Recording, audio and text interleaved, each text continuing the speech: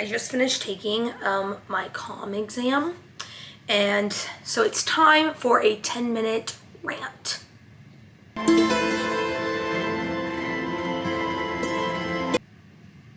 About Fourth Wing.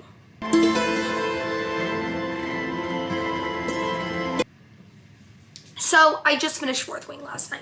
I had never read it before.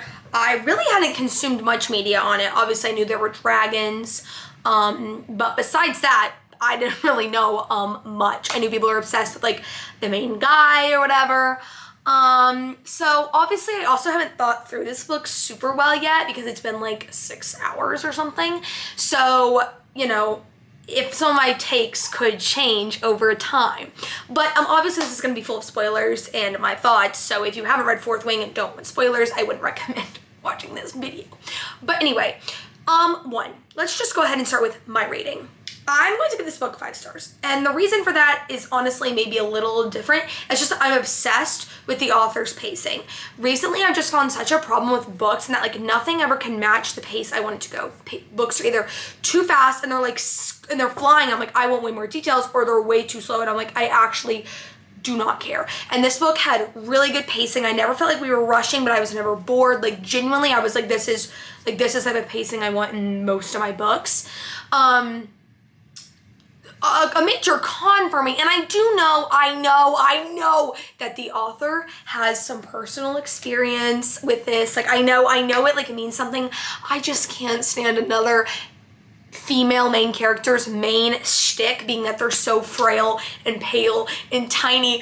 Oh my gosh! Like, you are allowed to be over 100 pounds and deserve love. Yeah, okay. And also, you're allowed to be over 100 pounds and like deserve comfort. Like, you don't have to be tiny and frail to be comforted. You can still be a normal, healthy body weight and want a guy to be able to pick you up. Like, I don't think that has to be like one or the other. Let's stop making girls tinier in books and start making guys stronger. Okay, this is magical. This is mythical. Like, literally make them able to pick up 600-pound woman. Like, I really am, I'm just done with the like, I'm 30 pounds and somehow I can sword fight. Realistically, I don't know. Maybe this is bad to say. Maybe realistically they could train and do this. But in my head, if you are that frail and like that sickly, don't go to a war college and you probably wouldn't survive. Hate to say it. Hate to say it. If you were that frail, I don't think you're surviving a war college. Yeah, I'm sorry. But anyway, so that was just kind of a little shtick. That I don't know, that kind of, I like that she was getting stronger, like building muscle. But I was like, why do they all have to be tiny? So anyway, it's about this main girl. Her name's Violet. I took some notes as I was reading just to make sure I didn't forget anything. The main character is named Violet. The dude she's like once, it calls her Violet, which personally, I don't really like that nickname. And if someone called me that, you know, God forbid, I don't know. Also, I shipped her with her little bodyguard more, Liam. Okay, like Liam, he's nice. He like as a normal figure. I was kind of like, go with him. I mean, he's never threatened you or been mean to you. And like, I'm not saying like I don't interact much with men, so I wouldn't really know how to react if a man was bullying me, and like, you know, wanted me dead. Like, I don't know. I don't think I'd fall in love with that person. Maybe I would. I don't know. But I liked Liam. Yeah, I'd say stick with him. He dies in the end, but I would have stuck with him until he died. Maybe pick someone after, but anyway. The other thing was like Dane. That's her childhood best friend. There's a plot twist at the end that reveals that he was like unconsensually reading her memories, which frankly, I was like, Dane! Because I was rooting for him. I know everyone hates him. I was like, he just wants her to be safe. He's focusing on that. She's too frail to pick up a fork, and so she probably should go somewhere else. And she's like, you don't believe in me? And he's like, well, I mean, I think you're just like, you have a condition. Like, I don't know. I was rooting for him. I was kind of like, I know everyone hates him, but I was kind of like, I mean, he's trying his best. Like, he's just being a good friend. Like, that's, frankly, if I was in any of their positions, I'd be Dane's. I'd be like, if you're too weak to walk, maybe you shouldn't be at a war college. I don't know, but oh well, whatever. But yeah, reading the memories unconsensually, I was like, dang, I was rooting for you. I was rooting for you. So that was just a little devastating. But yeah, I kind of was also just like, stick with Dane. I mean, he seems like nice and chill. I don't know. But so, I don't know. Also, she just rushed really quickly into like having sex with Xaden, which is like fine. Like, you know, obviously whatever. Like, not saying I wouldn't, wish I could. But like I love how quickly she'd bring up to like, yeah, I don't know him. Like at one point she's like, I don't even know his age. And I'm like, you're in love with someone, you don't even know their age? You don't even know, like, and I do think it was really off balance because he knew everything about her and she knew nothing about him and like literally admitted to that and was still fine being with him. Like I literally was like, hello, like, are you not going to like get to know him first? Like, I don't know, I was like shocked. She just so quickly wanted to date him when I was like, do you even know his favorite color?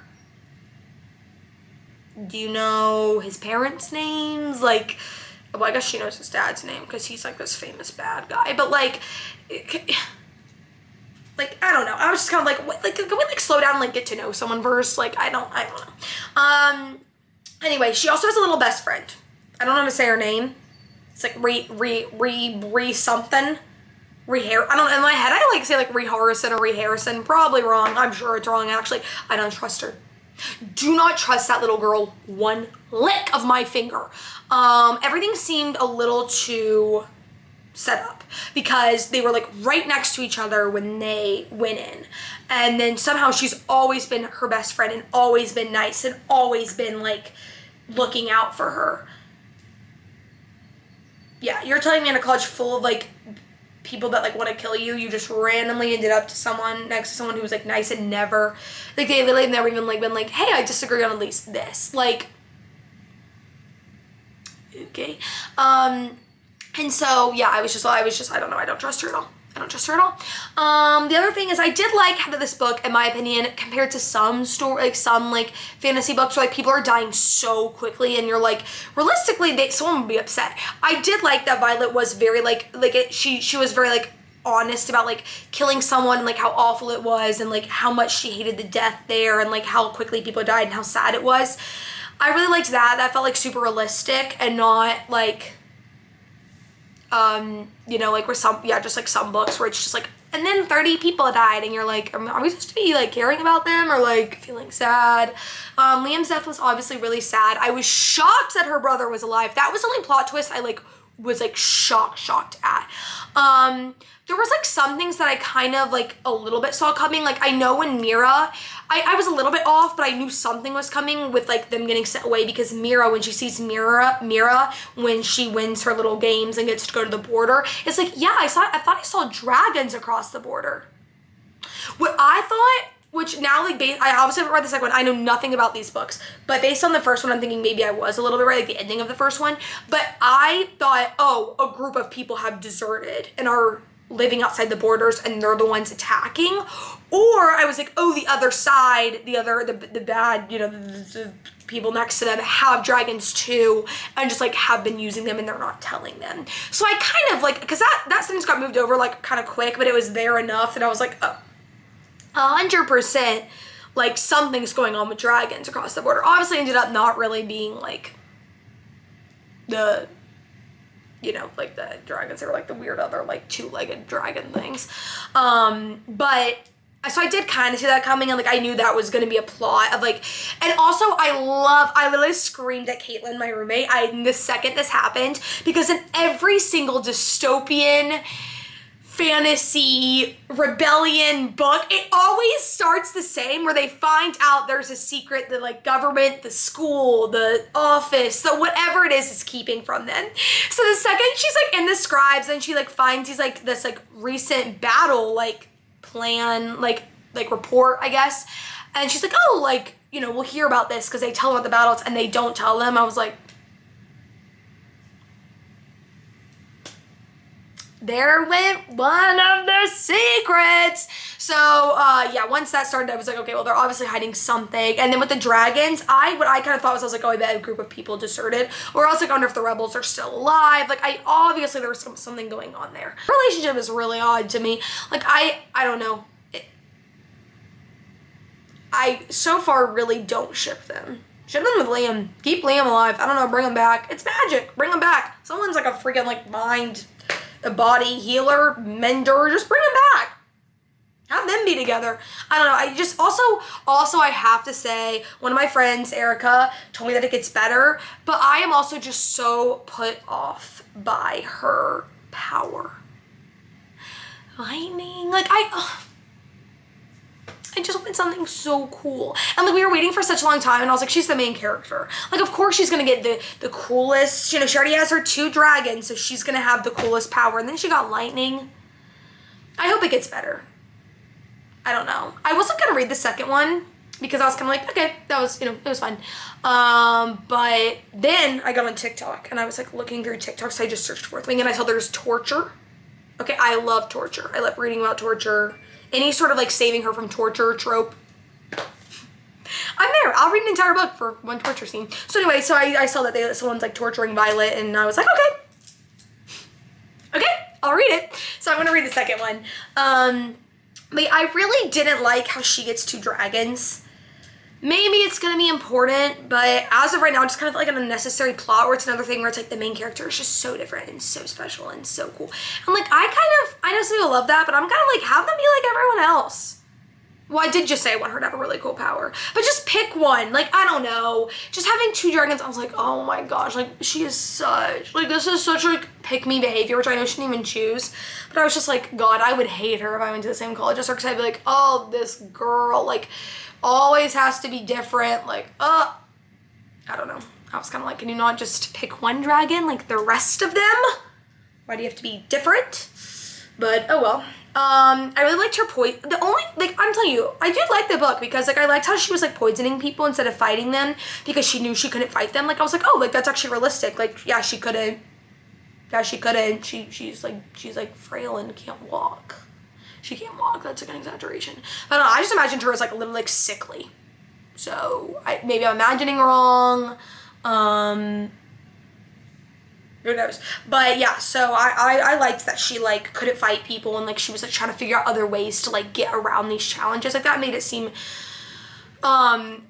really, really like realistic. And when I found out that the dragon that picked her was bonded to Zayden or Xavier or Zayron or whatever the guy's name is, I was like, of course.